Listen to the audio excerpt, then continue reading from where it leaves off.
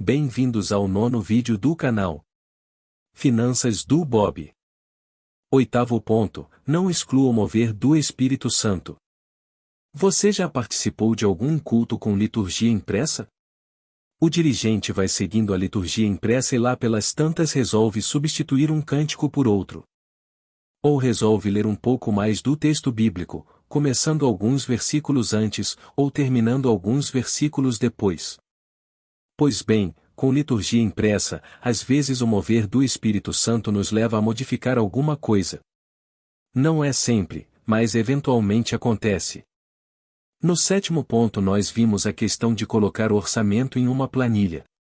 A planilha trabalha com somatórios e não é muito flexível. Mas, na minha experiência, mesmo anotando tudo direitinho, às vezes os valores não batem. Simplesmente você mexe para cá e mexe para lá, e não consegue entender como você conseguiu pagar tudo, com o dinheiro que recebeu, e ainda sobrou um pouco de dinheiro, mesmo a planilha mostrando que você gastou mais do que recebeu. Nunca esqueça que a matemática do Espírito Santo é diferente da nossa, e coisas que nos parecem estranhas podem acontecer. Por exemplo, no casamento temos que 1 mais 1 mais 1 igual a 1. Na nossa matemática isso não dá certo, mas na matemática divina é justamente isso que acontece. Um homem e uma mulher se juntam com o Espírito, para formar um casal, ou como diz em Gênesis, uma só carne. Veja Gênesis 2, versículo 24. Por mais aprimorada que esteja a nossa planilha, às vezes o Espírito Santo nos diz que devemos dar ou doar algum valor para uma determinada causa. Olhamos para a planilha e dizemos, não vai dar. Mas, quando a ordem vem do Espírito, pode ter certeza que vai dar, sim, pois o Espírito utiliza uma matemática diferente. E o meu Deus, segundo a sua riqueza em glória, há de suprir, em Cristo Jesus, tudo aquilo de que vocês precisam.